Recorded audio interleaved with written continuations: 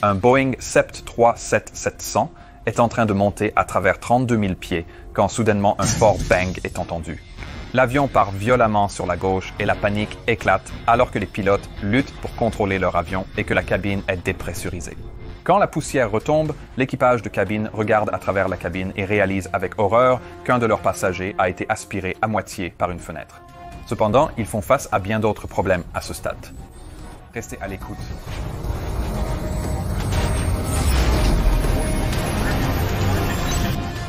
L'histoire du vol 1380 de Southwest Airlines, c'est une histoire très fascinante, mais aussi assez complexe. Alors, nous allons commencer par parler un peu du 737-700 et des nouveaux moteurs CFM 56/7 Bravo récemment installés. Le Boeing 737-700 fait partie de la prochaine génération de la famille 737 et il est essentiellement construit sur la base du 737-300. Les améliorations apportées à la famille de la prochaine génération étaient essentiellement une aile beaucoup plus efficace, mais aussi un tout nouveau jeu de moteurs CFM56 fabriqué par General Electric aux États-Unis et Snecma en France. Les nouveaux moteurs ont notamment permis de réduire le nombre de pales de réacteurs. Dans les anciens moteurs utilisés sur le 300, il y avait 44 pales de réacteurs et dans les nouveaux moteurs CFM56, il n'y avait que 22 pales de réacteurs plus larges.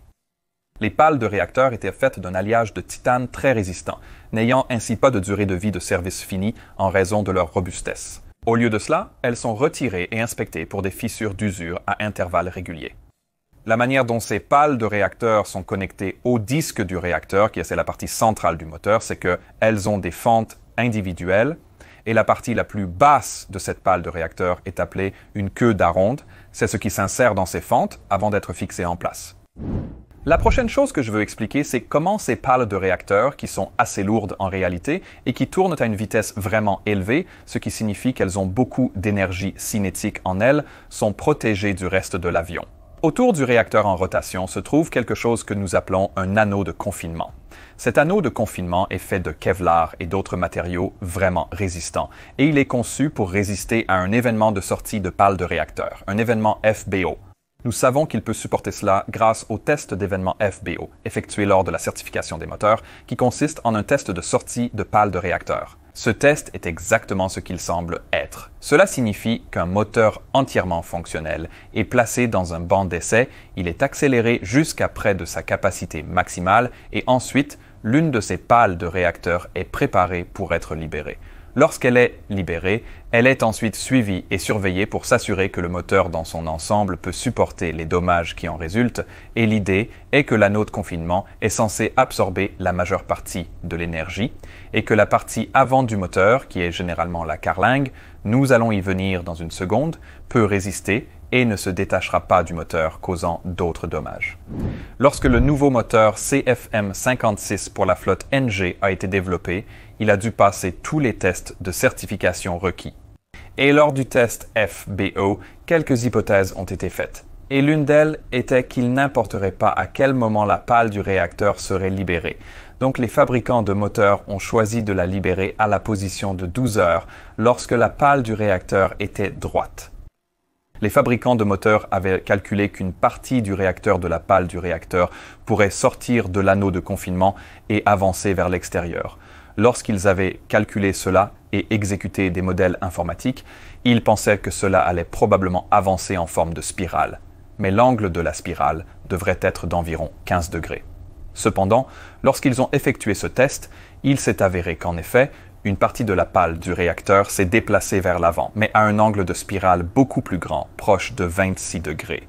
Le morceau de la pale du réacteur avait une énergie cinétique beaucoup plus grande lorsqu'il sortait de l'anneau de confinement dans ce que nous appelons l'assemblage du déduct qui est en avant de l'anneau de confinement et cela a causé beaucoup de dommages. À cause de cela, les fabricants de moteurs ont dû retourner à la planche à dessin, ils ont dû tout recalculer et ils ont dû redessiner à la fois une partie de l'anneau de confinement et aussi la partie avant de l'assemblage du déduct du moteur pour s'assurer qu'ils seraient capables de le supporter. Lorsqu'ils ont refait le test, il y avait encore un peu de dommages dans l'assemblage du déduct, mais l'ensemble de l'unité fonctionnait toujours. Donc, lorsque vous montez à bord d'un 737, et que vous regardez le moteur, vous verrez le grand réacteur et le spinner au milieu, celui qui a la spirale dessus, mais en avant de cela, une structure en forme de baril. C'est l'assemblage du déduct. Il se compose d'un baril intérieur et extérieur, puis vous avez la lèvre aérodynamique à l'avant du moteur, et à l'extérieur se trouve un carénage aérodynamique appelé capot du moteur. Le capot du moteur est divisé en deux pièces et il a une charnière en haut et ensuite vous avez des loquets en bas. Donc si par exemple l'ingénierie veut accéder au moteur, ils peuvent ouvrir ces loquets et ouvrir le capot du moteur comme deux ailes sur le côté et ces pièces de capot vont devenir vraiment importantes dans l'histoire.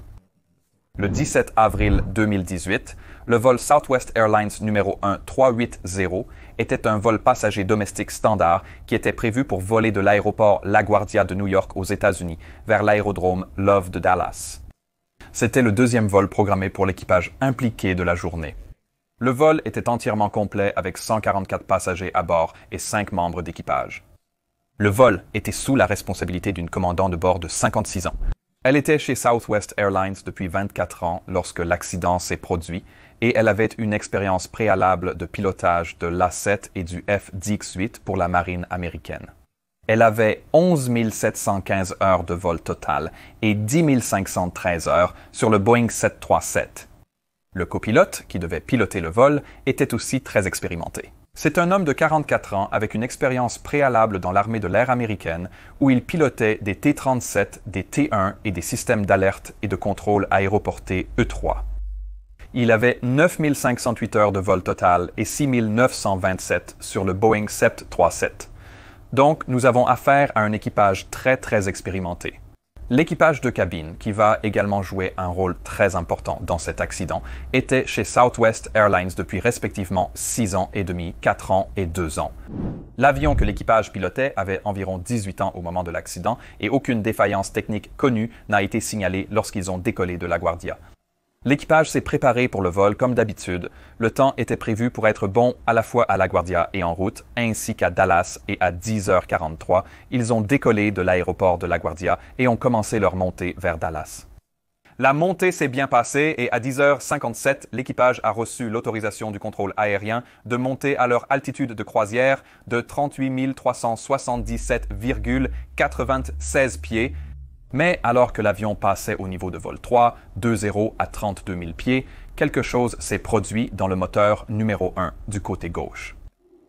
Dans la partie queue d'aronde de la pale de réacteur numéro 13, une petite fissure de fatigue s'était développée au cours des dernières années. La pale du réacteur avait été régulièrement vérifiée pendant ces années, mais le type de contrôle utilisé n'avait pas pu détecter cette petite fissure.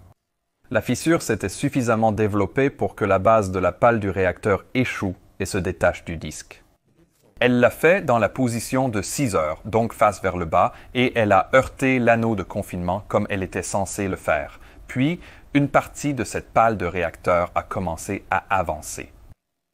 Mais lorsqu'elle a heurté l'anneau de confinement et également la partie avant de l'assemblage du déduct, elle a créé une onde de choc, et cette onde de choc a fissuré l'anneau de fixation qui maintenait une partie de l'assemblage du déduct en place. Elle a également provoqué de nombreuses fissures dans les verrous qui maintenaient le capot du moteur en place. Cela a provoqué la défaillance des verrous, ce qui a ouvert le capot et, à cause de la charge d'air, a arraché l'avant du moteur. Lorsque cela s'est produit, la partie droite du capot du moteur, c'est-à-dire la partie interne, a volé par-dessus l'aile et a percuté le côté de l'avion à côté de la rangée 14. Lorsqu'il a fait cela, il a provoqué la défaillance et la sortie de l'avion du double vitrage de la fenêtre de la rangée 14, ce qui a à son tour provoqué une dépressurisation massive de la cabine des passagers. Donc, qu'est-ce qu'une dépressurisation alors? Eh bien, tous les avions conçus pour voler à des altitudes plus élevées ont ce que nous appelons des cabines pressurisées. Cela signifie que nous prenons de l'air, généralement des conduits d'air de purge des moteurs, et nous le poussons dans la cabine des passagers pour essayer de maintenir une pression d'air à l'intérieur de la cabine qui est égale ou juste un peu plus basse que celle à la surface. C'est parce que nous, les humains, nous ne pouvons pas absorber l'oxygène par nos poumons si la pression de l'air est trop basse. Mais cela signifie aussi qu'il y aura une énorme différence de pression entre l'extérieur et l'intérieur de l'avion. Les réservoirs de pression maintiennent généralement cela. Donc tout le corps de l'avion, la cabine passager dans laquelle vous êtes assis, le cockpit, jusqu'à la cloison de pression arrière maintiendra cette différence de pression. Et la différence peut être aussi élevée que 8 livres par pouce carré PSI. Mais s'il y a une rupture du réservoir de pression, dans ce cas par la fenêtre numéro 14, alors la pression de l'air essaiera de s'équilibrer. Cela signifie qu'elle passera de la haute pression dans la cabine pressurisée à la basse pression extérieure. Cela provoquera un afflux d'air vers l'endroit où la rupture s'est produite et cela pourrait emporter tout ce qui n'est pas attaché pendant quelques secondes pendant que la pression s'équilibre. Dans ce cas, il y avait une passagère assise à côté de la fenêtre de la rangée 14 et lorsque cette dépressurisation s'est produite et que l'air s'est précipité vers la fenêtre, maintenant brisée à la rangée 14, elle a été poussée dehors par tout cet air. Ses bras et son haut du corps ont quitté l'avion, mais heureusement, elle avait toujours sa ceinture de sécurité, ce qui signifie qu'elle n'a pas été complètement éjectée. Dans le cockpit, cette combinaison d'une panne de moteur et d'une dépressurisation rapide a causé des problèmes immédiats. À 11h03 minutes 33 secondes, une augmentation du bruit de fond était audible sur l'enregistreur vocal du cockpit. C'est probablement la montée en puissance due à la panne du moteur, puis la dépressurisation subséquente de la cabine. Après cela, l'enregistreur de données de vol indique que l'avion a commencé une inclinaison non commandée vers la gauche, ainsi que des vibrations sévères. Et ces vibrations proviennent probablement à la fois du moteur qui est maintenant en panne, mais le fait que le moteur se désintègre également signifie qu'il va y avoir une augmentation de la traînée sur le côté gauche. Et c'est probablement aussi ce qui cause ce roulis soudain. 6 secondes plus tard, l'avertissement d'altitude de la cabine est enregistré sur l'enregistreur vocal du cockpit. Cela signifie que l'altitude de la cabine est maintenant supérieure à 10 000 pieds. Et la raison pour laquelle l'avertissement d'altitude de la cabine se déclenche lorsque nous dépassons 10 000 pieds est qu'au-dessus de 10 000 pieds, le corps humain commence à avoir des problèmes pour absorber l'oxygène et nous commençons potentiellement à ressentir des signes d'hypoxie. Parce qu'il y a maintenant un trou dans la cabine, cette altitude de cabine va s'équilibrer avec la pression extérieure, ce qui signifie que l'altitude de la cabine va très bientôt devenir la même que l'altitude de l'avion. Et c'est un problème, parce qu'ils sont toujours à 32 000 pieds. Et à 32 000 pieds, le temps de conscience utile, c'est-à-dire le temps où nous avons un certain contrôle sur nos muscles, notre corps et notre esprit, va être nettement plus court. C'est pourquoi il est si important pour vous, si vous voyagez en tant que passager, que si les masques à oxygène tombent, vous les mettiez et commenciez à respirer le plus rapidement possible, car cela vous donnera accès à l'oxygène qui repoussera les effets de l'hypoxie. Dans le cockpit, cela signifie que les pilotes sont maintenant confrontés à 2 conditions très graves en même temps. D'abord, vous avez la panne de moteur et les problèmes de contrôlabilité qui provoquent un roulis non commandé vers la gauche. Deuxièmement, ils ont une indication d'une dépressurisation rapide qui les obligera à mettre très rapidement leur propre masque à oxygène pour rester concentrés et à initier la communication. Dans une telle situation, il est primordial que le pilote en fonction continue à piloter l'avion, ce qu'ils ont précisément fait. Le roulis maximum enregistré était d'environ 41 degrés à gauche avant que le copilote ne reprenne le contrôle et n'aligne les ailes de l'avion. Environ 1 minute et 11 secondes après la panne, les premiers bruits indiquant que l'équipage met leur masque à oxygène peuvent être entendus sur l'enregistreur de voix du cockpit. Simultanément, le contrôleur aérien tente de joindre l'avion pour une autorisation supplémentaire, mais seuls des bruits statiques sont audibles sur la fréquence. C'est probablement parce que lorsque vous mettez votre masque à oxygène sur un 737 pour communiquer, surtout sur les modèles plus anciens de la flotte NG, vous devez descendre sur le panneau de contrôle audio, qui est sur le piédestal central, et passer de la position boom à la position masque. Lorsque vous faites cela, vous pouvez commencer à transmettre depuis le micro qui est à l'intérieur du masque. Dès que le commandant de bord a trié son panneau de contrôle audio et qu'elle peut commencer à communiquer, elle appelle le contrôleur aérien, qui est le centre de New York à ce moment, et elle leur dit que le Southwest 1380, nous avons un incendie de moteur en descente. Ceci est alors rapidement suivi par son appel disant que nous avons un seul moteur, nous sommes en descente, incendie de moteur, moteur numéro 1. Il n'y a aucune indication dans le rapport final qu'il y avait effectivement une alerte d'incendie, mais il y a toujours une possibilité lorsqu'une panne grave comme celle-ci se produit sur un moteur que vous pourriez avoir une sonnerie d'incendie momentanément fausse qui ne dure que quelques secondes. Ce n'est pas indiqué dans le rapport final que c'était le cas, mais cela pourrait expliquer pourquoi le commandant de bord a supposé qu'il y avait un incendie. Le contrôleur aérien revient et répond à cela en demandant où vous aimeriez aller, à quel aéroport, à quoi le commandant de bord répond « Donnez-nous simplement un vecteur vers votre plus proche à ce stade. L'avion descend à travers 28 000 pieds et il convient de souligner qu'il n'y a pas eu d'annonce PA faite à l'équipage de cabine concernant la descente d'urgence à ce stade. » Généralement, la première chose que les pilotes doivent faire lorsqu'ils décident qu'une descente d'urgence est nécessaire est de passer sur le PA et d'annoncer une descente d'urgence à l'équipage de cabine. C'est parce que nous avons besoin qu'ils soient au courant pour qu'ils puissent s'asseoir et mettre leur masque également. Mais il est parfaitement compréhensible que dans une situation comme celle-ci, où vous avez deux pannes graves qui les affectent en même temps, certaines choses se feront légèrement en désordre. La chose la plus importante ici est que l'équipage a l'avion sous contrôle et qu'ils ont initié la descente d'urgence pour descendre dans de l'air respirable. L'équipage commence maintenant à discuter de l'endroit où ils veulent aller. Ils obtiennent un vecteur du contrôle aérien vers l'aéroport géographique le plus proche, qui est Harrisburg, mais ils doivent aussi descendre là-bas. Ils sont à 28 000 pieds et il faudra environ 50 à 60 milles nautiques pour descendre de 28 000 pieds, même si vous effectuez une descente d'urgence. Donc, le copilote regarde ses cartes maintenant et il dit que peut-être que nous devrions aller vers Philadelphie. Philadelphie est un bon choix car c'est une destination de Southwest, ce qui signifie qu'ils ont du soutien sur le terrain là-bas. C'est aussi un aéroport légèrement plus grand qui dispose de meilleurs équipements de lutte contre l'incendie, ce qui pourrait être un avantage si la situation venait à se dégrader beaucoup plus qu'elle ne l'est déjà. Le commandant de bord est d'accord pour dire que Philadelphie est probablement la meilleure destination vers laquelle se diriger. Ils transmettent donc cette information au contrôleur aérien. À l'heure 11:05:32, on entend le commandant demander au copilote s'il a l'avion sous contrôle. Le copilote répond qu'il l'a, et le commandant commence alors à chercher le manuel de référence rapide pour commencer à passer en revue les listes de contrôle non normales qu'ils doivent couvrir. Il est assez délicat dans une situation comme celle-ci de savoir par quelle liste de contrôle commencer, car en général, nous ne traitons qu'une seule panne à la fois, et dans ce cas, cet équipage est confronté à plusieurs pannes et à plusieurs pannes graves.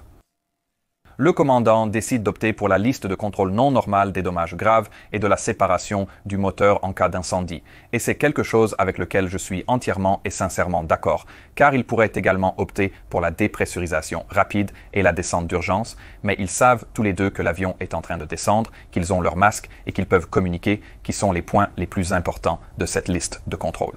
Donc, même s'ils ont pu manquer des choses, comme par exemple parler à l'équipage de cabine dans ce cas, ils savent que les choses les plus importantes sont faites et elle veut essayer de sécuriser le moteur, ce que je comprends tout à fait. Avant que le commandant ne commence réellement à travailler sur la liste de contrôle, elle atteint également l'interrupteur du PA et fait une annonce très rapide informant les passagers et l'équipage qu'ils sont sur le point de dévier vers Philadelphie. Maintenant, ce serait la première fois que quelqu'un à l'arrière aurait entendu parler de l'équipage de vol dans ce scénario. Alors que l'avion est en train de descendre, la vitesse est maintenue à environ 280 à 300 nœuds.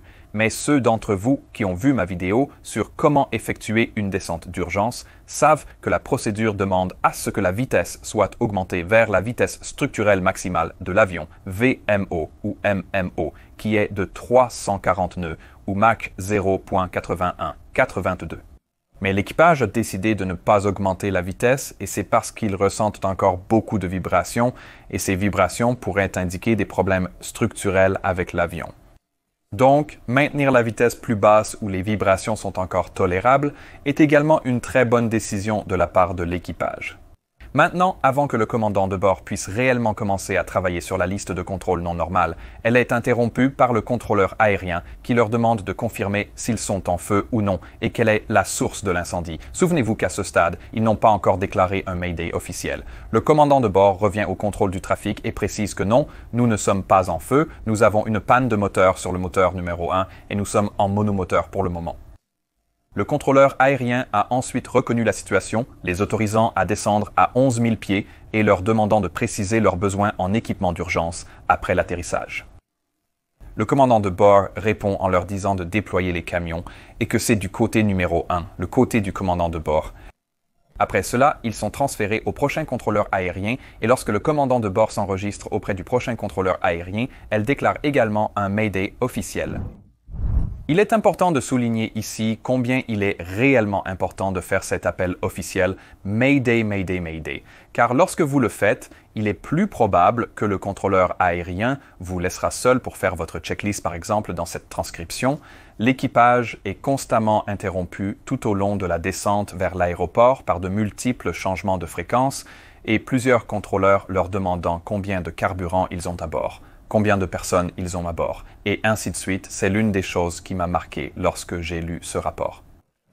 Cela aurait peut-être dû être mieux coordonné du côté du contrôle aérien, car ce que vous ne voulez pas en tant que pilote dans une situation avec de nombreuses défaillances graves comme celle-ci, c'est d'être constamment interrompu et de devoir réexpliquer sans cesse les mêmes informations.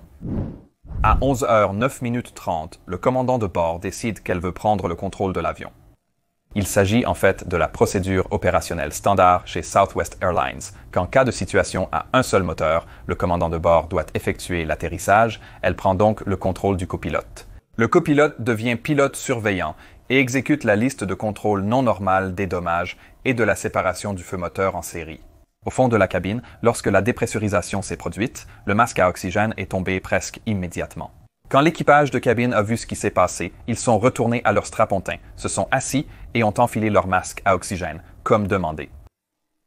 Ils n'avaient entendu aucun appel des pilotes au début, donc lorsque les choses ont commencé à se calmer un peu, l'équipage de cabine est allé chercher des bouteilles d'oxygène portables et a commencé à se frayer un chemin à travers la cabine pour s'assurer qu'il n'y avait pas de blessures et aussi pour s'assurer que les gens avaient correctement mis leur masque.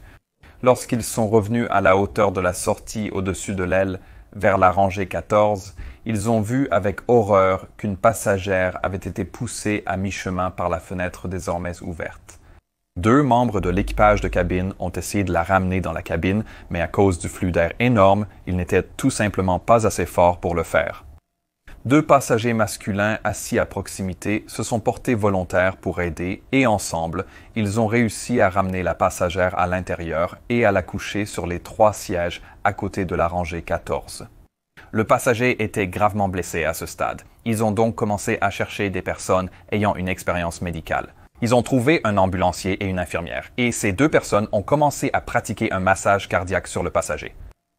Mais cela signifiait aussi que les passagers qui étaient assis à la rangée 14 à côté du passager blessé devaient bouger. Et rappelez-vous, c'était un vol complètement plein, donc il n'y avait pas de siège disponible. Ces passagers se sont déplacés vers l'arrière de la cabine et se sont assis sur les sièges d'équipage à l'arrière. De retour dans le cockpit à 11h10 et 14 secondes, l'équipage a été de nouveau confié au contrôleur d'approche de Philadelphie. Le contrôleur d'approche de Philadelphie a de nouveau demandé à l'équipage combien de personnes ils étaient à bord, combien de carburant il leur restait, puis ils ont obtenu l'autorisation de descendre à 6000 pieds. L'équipage a commencé à obtenir des vecteurs pour l'approche finale. Le copilote a réalisé qu'ils auraient besoin de quelques minutes pour compléter des listes de contrôle, mais le commandant de bord a insisté pour continuer. C'est en fait une conversation assez intéressante. Car lorsque les pilotes sont formés dans le simulateur, nous insistons toujours sur l'importance de compléter toutes les listes de contrôle avant d'aller atterrir. Mais bien sûr, en réalité, les pilotes devront prendre en compte de nombreuses choses. Et dans ce cas, le commandant de bord est assis dans un avion où elle peut sentir qu'il vibre sévèrement. Elle peut également sentir qu'il y a plus de traînées que d'habitude sur son côté gauche. Elle ne sait pas à quel point son avion est endommagé. Il est donc compréhensible ici que le commandant de bord veuille poser cet avion au sol le plus rapidement possible. Et il est également compréhensible que le copilote, revenant à sa formation, veuille compléter la liste de contrôle des incendies de moteur, des dommages graves et de la séparation, ainsi que la liste de contrôle suivante pour l'atterrissage avec un moteur inopérant, qu'il sait qu'il faudra un peu de temps pour le faire.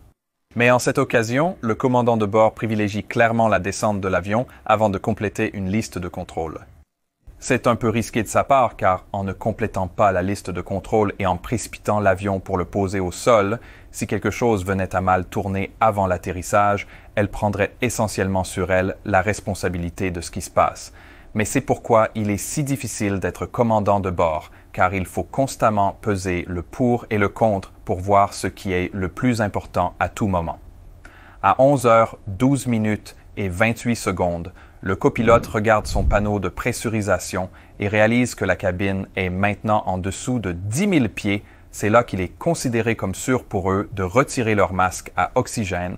Il retire donc son propre masque à oxygène. Il reprend la communication avec le commandant de bord et le commandant rend les commandes au copilote pendant quelques secondes pendant qu'elle retire son propre masque à oxygène, puis reprend le contrôle. Le contrôleur aérien autorise maintenant l'avion à descendre davantage à 4000 pieds et ici encore, le copilote indique au commandant qu'il pense qu'ils ont besoin d'un peu plus de temps pour compléter leur liste de contrôle. L'équipage demande au contrôleur aérien s'ils peuvent avoir une finale très longue d'environ 20 à 25 miles, mais le commandant de bord indique également, alors qu'elle parle au contrôleur aérien, qu'elle pourrait demander une finale plus courte plus tard. Pendant la descente, le copilote propose au commandant de bord de parler à l'équipage de cabine. Le commandant de bord est d'accord, c'est une bonne idée, mais elle pilote l'avion pour le moment, alors elle délègue cela au copilote. Je veux juste souligner ici que je pense que le copilote fait un excellent travail ici en lisant ce rapport d'accident. Il est assertif, il fait de bonnes suggestions tout le temps et elles sont très pertinentes, de bonnes suggestions intelligentes. Le copilote appelle maintenant l'équipage de cabine et initialement, il n'y a pas de réponse. Un membre de l'équipage de cabine a expliqué plus tard qu'elle avait entendu le ding du cockpit. Elle a décroché l'interphone, mais à cause du bruit extrême dans la cabine, elle n'a pas pu entendre ce qui était dit. Quelques secondes plus tard, l'équipage de cabine a rappelé le cockpit et le copilote a reçu un rapport de ce qui se passait dans la cabine. C'est maintenant la première fois qu'ils entendent parler des dégâts à la fenêtre de la rangée 14 et aussi du passager gravement blessé. Après avoir parlé à l'équipage de cabine, le copilote informe le commandant de bord de la situation avec le passager à l'arrière, renforçant la décision du commandant d'atterrir l'avion, malgré les éléments restants de la liste de contrôle. La plupart des points de la liste de contrôle concernant l'incendie du moteur, les dommages graves et la séparation ont été complétés. La liste de contrôle pour l'atterrissage à 100 octaves est incomplète. Mais ici, le commandant de bord demande à obtenir des vecteurs pour une finale plus courte et elle décide également qu'elle veut atterrir avec des volets 5 au lieu de l'atterrissage normal avec des volets 15 que vous faites après une panne de moteur. Les raisons pour lesquelles elle veut faire cela sont parce qu'elle a l'impression que l'avion ne se comporte pas normalement et elle a peur que si la vitesse diminue trop, elle pourrait perdre le contrôle de l'avion. Encore une fois, elle ignore l'état de son aile qui pourrait être gravement endommagée. Les transcriptions de l'enregistreur de voix du cockpit indiquent que le copilote n'est pas 100% satisfait de cela. Il mentionne à plusieurs reprises que peut-être il devrait choisir les volets 15, quelque chose qu'ils ont pratiqué dans le simulateur avec un seul moteur, contrairement au volet 5. Mais le commandant de bord reste le décisionnaire final. Et le commandant de bord est aussi celui qui manipule et ressent l'avion, donc finalement il se fixe sur les volets 5 et la vitesse des volets 5, qui est d'environ 180 nœuds. Ils reçoivent des vecteurs pour la piste 27 gauche à Philadelphie et ils décident qu'ils vont faire une approche visuelle plutôt qu'une approche ILS. Le vent de surface à Philadelphie est de 280 degrés à 19 nœuds avec des rafales de 25, donc il est assez fort, mais presque dans l'axe de la piste. L'équipage sélectionne les volets 1 puis les volets 5 et se met ensuite en finale. C'est ici qu'il devrait effectuer la liste de contrôle d'atterrissage différé avec un seul moteur inopérant qui comporte quelques éléments supplémentaires. Cependant, ils utilisent plutôt la liste de contrôle habituelle pour s'assurer que le train d'atterrissage est sorti, les volets et le frein de vitesse sont armés, etc. Mais comme ils effectuent une approche visuelle, ils finissent assez bas, donc pendant une grande partie de l'approche, ils obtiennent des avertissements GPWS, pente de descente, et même terrain trop bas. Mais ils sont entièrement visuels. Ils peuvent voir la piste, ils peuvent voir les feux des Precision Approach Path Indicators. Il est donc peu probable que cela pose un réel risque pour l'avion. Dans la cabine, l'équipage a d'autres problèmes. Le copilote les a informés qu'ils atterriront dans environ 5 minutes. Ils ont donc eu le temps de préparer les passagers pour un atterrissage d'urgence. Mais le passager blessé est toujours allongé à travers la rangée 14. Cela a forcé les passagers qui étaient assis là, souvenez-vous, à reculer et à s'asseoir sur les strapontins de l'équipage, mais cela signifie également qu'il n'y a nulle part où l'équipage censé s'asseoir là peut réellement s'asseoir.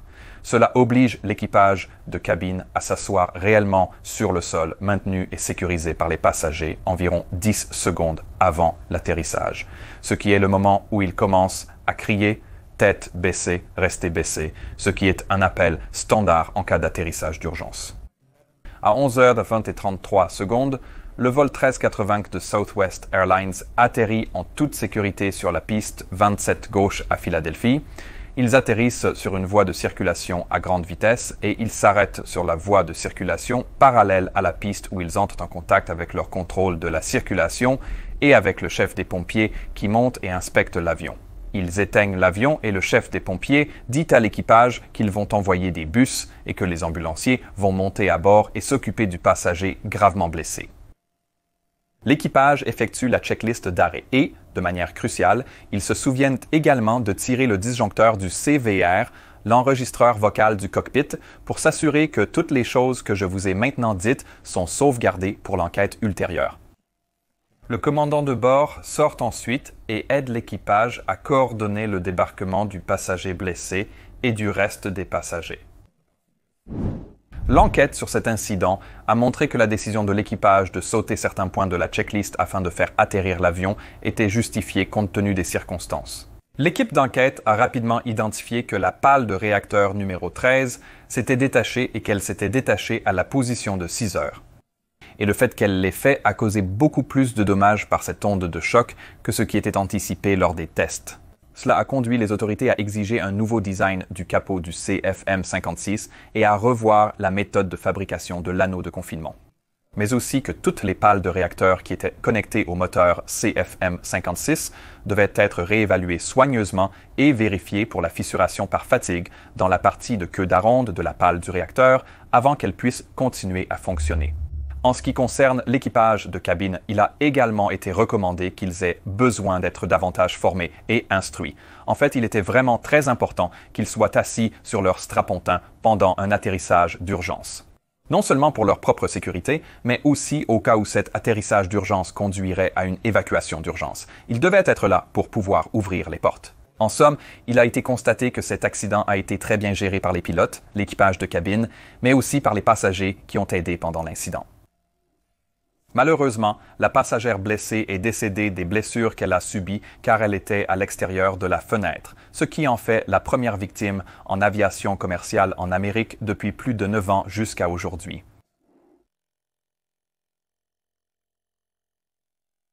Maintenant, si vous voulez voir une histoire absolument folle où un commandant de bord a été réellement aspiré par la fenêtre du cockpit pendant le vol, alors regardez la vidéo ici. Si vous voulez soutenir la chaîne, envisagez de devenir membre de mon équipe Patreon ou achetez-vous un t-shirt, j'en ai pas mal. Passez une journée absolument fantastique et je vous verrai la prochaine fois. Au revoir.